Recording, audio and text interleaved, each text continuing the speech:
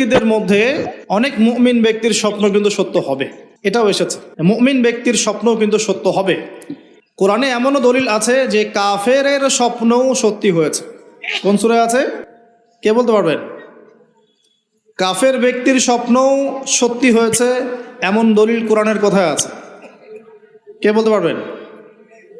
হ্যাঁ, সূরা ইউসুফ। কি না আপনার? জি, আশিক। ঠিক আছে, মাশাআল্লাহ। আশিক ভাইয়ের জন্য আমাদের একটা হাদিয়া থাকবে ইনশাআল্লাহ, আপনি আলোচনা শেষে নিয়ে যাবেন।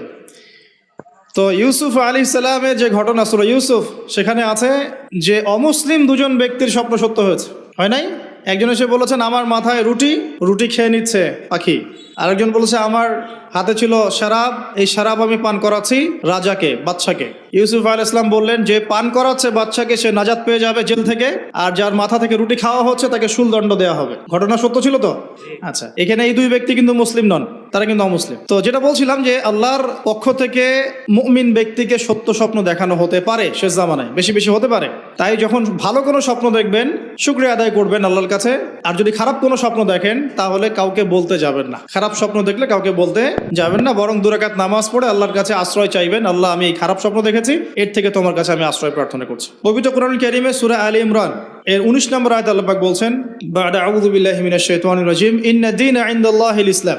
আল্লাহ রাব্বুল আলামিন নিজে বলছেন যে নিশ্চয়ই আল্লাহর কাছে একমাত্র গ্রহণযোগ্য দিন বা জীবন ব্যবস্থার নাম কি? ইসলাম। ইসলাম শব্দের অর্থ কি? আমরা বলি শান্তি। সত্যিকার অর্থে ইসলাম শব্দের অর্থ হচ্ছে আত্মসমর্পণ করা। কি করা? আত্মসমর্পণ করা। যে ব্যক্তি আত্মসমর্পণ করে, যে ব্যক্তি ইসলাম পরিপূর্ণরূপে পালন করে, তাকে আমরা বলি মুসলিম। যে ব্যক্তি ইসলাম পরিপূর্ণরূপে পালন করে তাকে আমরা বলি মুসলিম। যেমন এই মুসলিম শব্দের সাথে যে নবীর নাম জড়িত সেটা হলো, তিনি হলেন ইব্রাহিম আলাইহিস সালাম। সূরা হজ পড়ে দেখবেন, হুয়া সাম্মাকুমুল মুসলিমিন, তিনি তো আমাদের নাম দিয়েছেন মুসলিম, এই জাতির নাম দিয়েছেন। তিনি আমাদের জাতির পিতা, মুসলিম জাতির পিতা। তো ইব্রাহিম আলাইহিস সালামের ব্যাপারে আল্লাহ পাক বলছেন, ইয ক্বালা লাহু রাব্বুহু আসলিম ক্বালা আসলামতু লিরাব্বিল আলামিন। যখনই আল্লাহ পাক ইব্রাহিমকে বলতেন আলাইহিস সালাম যে আত্মসমর্পণ করো, ইব্রাহিম আলাইহিস সালাম কোনো বিজ্ঞান যুক্তি দর্শন খুঁজতে যেতেন না। তিনি বলতেন আসলামতু লিরাব্বিল আলামিন, আমি বিশ্বজগতের প্রতিপালকের কাছে আত্মসমর্পণ করলাম। উদাহরণ দিচ্ছি, আল্লাহ রাব্বুল আলামিন ইব্রাহিম আলাইহিস সালামকে বলেছিলেন স্ত্রী এবং সন্তানকে জনমানব শূন্য কাবা ঘরের পাশে রেখে আসতে। ঠিক আছে, জানি তো আমরা।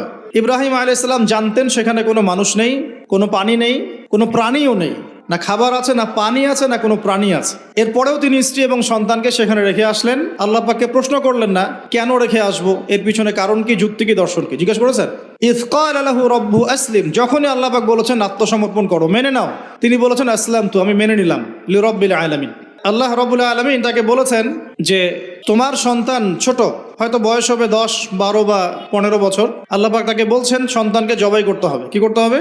জবাই করতে হবে। তিনি চলে গেলেন, সন্তানকে বললেন, ইয়া বুনাই, হে আমার সন্তান, যার নাম ইসমাঈল আলাইহিস সালাম, ইন্নী আরা ফিল মানামি আন্নী আযবাহুক, আমি আমার স্বপ্নে দেখেছি আমি তোমাকে জবাই করছি। কি করছি? জবাই করছি। আর নবীদের স্বপ্ন কিন্তু ওহী। নবীদের স্বপ্ন কি হয়? ওহী। ওহী মানে কি? আল্লাহর পক্ষ থেকে প্রত্যাদেশ, আল্লাহর পক্ষ থেকে মেসেজ। সবার স্বপ্ন কিন্তু ওহী নয়। নবীদের স্বপ্ন কি? ওহী। ওহী মানে আল্লাহর পক্ষ থেকে জ্ঞান, যেটা আল্লাহ পাক তার বান্দাদের মধ্য থেকে কিছু কিছু বান্দার কাছে পাঠান বাছাইকৃতভাবে। কিভাবে পাঠান? আল্লাহ পাক ফেরেশতার মাধ্যমে পাঠান। নবীদের স্বপ্ন ওহী। আর শেষ জামানায় কিন্তু মুমিন ব্যক্তিদের মধ্যে অনেক মুমিন ব্যক্তির স্বপ্ন কিন্তু সত্য হবে।